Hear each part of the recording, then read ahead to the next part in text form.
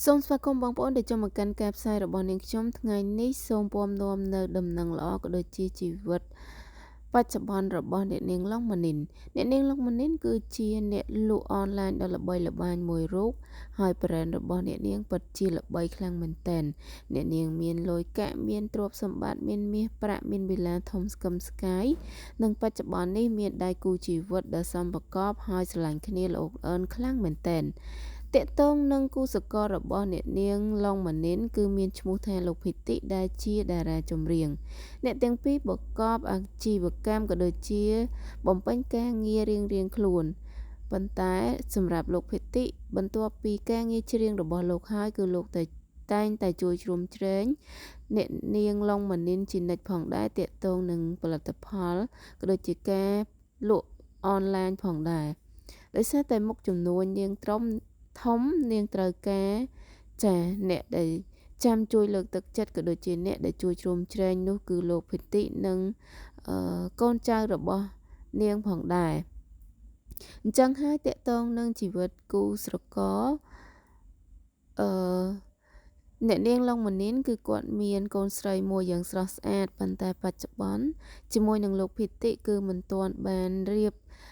អាពាហ៍ពិពាហ៍នោះទេហើយដំណឹងល្អដែលនាងខ្ញុំចង់ប្រាប់ទៅដល់បងប្អូនទាំងអស់គ្នាហ្នឹងគឺដោយសារតែឃើញប្អូនអ្នកនាងការពីប្រហែលថ្ងៃមុនមាន fan ជាច្រើនសួរខ្លាំងពេកអ្នកនាងក៏បង្ហើបថាខ្លួនបានគិតជាមួយនឹងដៃគូរបស់ខ្លួនហើយនឹងរៀបចំដឹកដៃចូលរោងការនៅខែ5ឆ្នាំក្រោយនេះឯងដែលជាឆ្នាំ2027តែម្ដងយើងពិតជាអបអរសាទរខ្លាំងមែនទែនបងប្អូនទាំងអស់គ្នាសម្រាប់ការដែលលើដំណឹងល្អរបស់អ្នកទាំងពីរគឺជីវិតបែបសាមញ្ញខ្លាំងមែនទែនត្បិតថាក្មេងខ្ចីប៉ុន្តែគឺជាជីវិតនិងទង្វើល្អដែលយើងគ្រប់គ្នាតែងតែត្រូវយកតម្រាប់តាមពួកគាត់ផងដែរ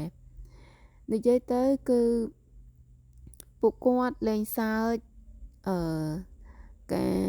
ស្រឡាញ់ចាពេលខ្លះក៏ឆ្លោះគ្នាអន់ចិត្តនឹងគ្នាបន្តិចបន្តួចប៉ុន្តែมันជាថ្មីនោះទេសរុបមកលោកភិតិគឺគាត់ថែរក្សាការពារនិងមើលថែ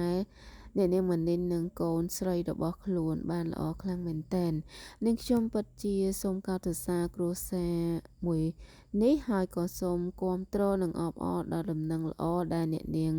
ម៉ានីនបានបង្ហើបទៅកាន់បងប្អូន fan កុំឲ្យទន្ទឹងរង់ចាំច្រើនពេកអញ្ចឹងហើយគឺ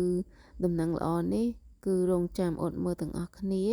ហើយពួកគាត់ទាំងពីរគឺស័ក្តិសមគ្នាខ្លាំងមែនទែនសូមអញ្ញាតគ្រប់នឹងជម្រាបលាជួបនឹងខ្ញុំនៅវីដេអូក្រោយសូមអធិស្ឋានសម្រាប់ការខុសឆ្គងទាំងឡាយសង្ឃឹមថាបងប្អូននៅតែគាំទ្រវីដេអូរបស់ខ្ញុំដូចកាលពីលើកមុនសូមអធិស្ឋានចំពោះការបាត់មុខយូរដែលមិនបានចេញវីដេអូបាយបាយ